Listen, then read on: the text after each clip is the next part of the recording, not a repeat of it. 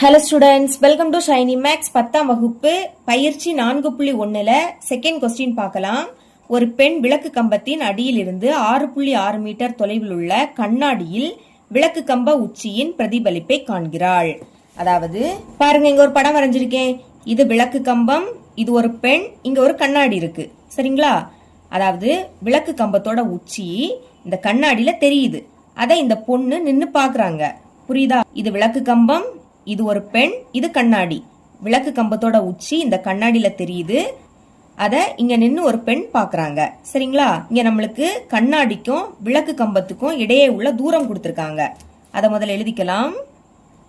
கண்ணாடிக்கும் விளக்கு கம்பத்துக்கும் இடையே உள்ள தூரம் எவ்வளவுனா 6.6 மீட்டர். ஓகேங்களா? அடுத்த கொஸ்டினை பாருங்க. 1.25 மீட்டர் உயரம் உள்ள அப்பெண் கண்ணாடியிலிருந்து 2.5 மீட்டர் தொலைவில் நிற்கிறாள். இப்ப அந்த பெண்ணோட உயரம் 1.25 மீட்டர். அந்த பெண்ணுக்கும் கண்ணாடிக்கும் இடையே உள்ள தொலைவு 2.5 மீட்டர். அதை எழுதிக்கலாம். இது பெண், பெண்ணோட உயரம் 1.25 மீட்டர். அடுத்து இது கண்ணாடி, கண்ணாடிக்கும் பொண்ணுக்கும் இடையே உள்ள தொலைவு 2.5 மீட்டர். சரிங்களா? இது பெண், இது கண்ணாடி, இவங்களோட தொலைவு தான் 2.5 மீட்டர். இனி கண்ணாடியானது வானத்தை நோக்கி வைக்கப்பட்டுள்ளது. அப்பெண் கண்ணாடி மற்றும் விளக்கு கம்பம் ஆகியவை எல்லாம் ஒரே நேர்கோட்டில் அமைவதாக எடுத்துக்கொண்டால் விளக்கு கம்பத்தின் உயரத்தை காண்க. இப்ப இந்த கண்ணாடி வானத்தை பார்த்து வைக்கிறாங்க. சரிங்களா? அடுத்து கண்ணாடி, அந்த பெண், அடுத்து விளக்கு கம்பம் எல்லாம் ஒரே நேர்கோட்டுல இருக்கு. அதான் நேர்கோடு வரைஞ்சிருக்கேன். இப்ப என்ன கண்டுபிடிக்கணும்னா விளக்கு கம்பத்தோட உயரம் கண்டுபிடிக்கணும். இதுல இருந்து இது வரைக்கும் இதை நான் எக்ஸ்ன்னு எடுத்துக்க போறேன். எக்ஸோட மதிப்பை தான் நம்ம கண்டுபிடிக்க போறோம். இந்த முக்கோணத்துக்கு நேம் கொடுக்கலாமா?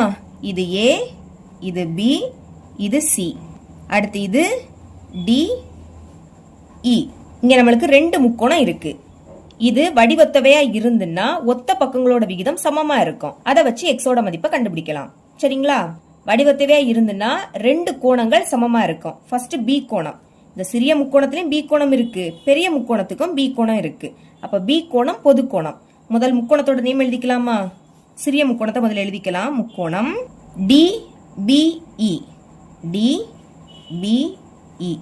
மற்றும் இனி பெரிய முக்கோணம், முக்கோணம் ABC, ABC இல் ஒரே ஆர்டர்ல தான் எழுதணும். DBE இப்படி எழுதுனீங்கன்னா பெரிய முக்கோணத்தையும் ABC இப்படிதான் எழுதணும். இல்லாட்டா DEB இந்த மாதிரி எழுதினா பெரிய முக்கோணத்தையும் ACB இப்படிதான் எழுதணும். மாத்தி மாத்தி எழுதினீங்கன்னா ஆன்சர் வராது. இப்ப இந்த பி கோணம் என்னது? பொது கோணம். கோணம் பி என்பது பொது கோணம். வடிவத்தவையா இருந்துன்னா 2 கோணம் சமமா இருக்கணும். இங்க ஒரு கோணம் சமமாயிடுச்சு. இன்னொரு கோணத்தையும் பார்க்கலாமா? பாருங்க, இந்த பெண் நேரா தான் நிக்கிறாங்க. அப்ப இது கண்டிப்பா 90 டிகிரியா தான் இருக்கும். அதே மாதிரி விளக்கு கம்பமும் நேரா தான் இருக்கும். அப்ப இதுவும் என்னது? 90 டிகிரி. இந்த முக்கோணத்துல இந்த கோணம் 90 டிகிரி, பெரிய முக்கோணத்துல இந்த கோணமும் 90 டிகிரி. அப்ப அடுத்த கோணமும் சமமாயிடுச்சு. எழுதிக்கலாமா? இந்த கோணத்தோட நேம் எழுதிக்கலாம். கோணம் DEB. ஈல தான் கோணம் அமையுது. அப்ப இதுதான் நடுவுல வரணும். கோணம் DEB சமம். இனி இந்த கோணம் எழுதிக்கலாம். கோணம் ACB. கோணம் ACB ரெண்டுமே 90 டிகிரி. இல்லாட்டா செங்கோணம் அப்படின்னு எழுதிக்கலாம். 2 கோணம் சமமா வந்துடுச்சு. அப்போ இது வடிவத்தவை அப்படின்னு எழுதிடலாமா? எந்த விதிப்படினா ஏ விதிப்படி. ஏனா ஆங்கிள். சரிங்களா? அதாவது கோணம் கோணம் விதிப்படி 2 கோணம் சமமா வந்திருக்கு. அதான். அப்போ முதல் பெரிய முக்கோணத்தோட நேம் எழுதிக்கலாம். முக்கோணம் ABC. வடிவத்தவை அப்படின்னா இப்படி போட்டுக்கணும். இனி சிறிய முக்கோணம், முக்கோணம் DBE. இந்த 2 முக்கோணமும் வடிவத்தவையா தான் இருக்கு. அப்ப இதோட ஒத்த பக்கங்களோட விகிதம் சமமா இருக்கும். அதை நீ எழுதிக்கலாமா? ஃபர்ஸ்ட் இது 2 எடுத்துக்கணும். DB முதல் உள்ளது. ஆனா DB இதோட மதிப்பு இல்ல, அதனால அதை எடுக்காண்டா. இனி லாஸ்ட் 2 BE அதோட மதிப்பு கொடுத்திருக்கனால அதை எழுதிக்கலாம். BE. பைக்கு கீழே இங்க உள்ள லாஸ்ட் 2 BC சமம். அடுத்து ஃபர்ஸ்டும் லாஸ்டும் DE எழுதிக்கலாம். DE. பைக்கு கீழே இங்க உள்ள ஃபர்ஸ்டும் லாஸ்டும் AC. மதிப்பை பிரதியிடுங்க. BE மதிப்பு என்னது? 2.5 மீட்டர். அப்ப அதுக்கு பதில் 2.5 எழுதிக்கலாமா? பை இனி BC, B ல இருந்து C, இது 6.6 மீட்டர். அப்ப 6.6 எழுதிக்கலாம். சமம்.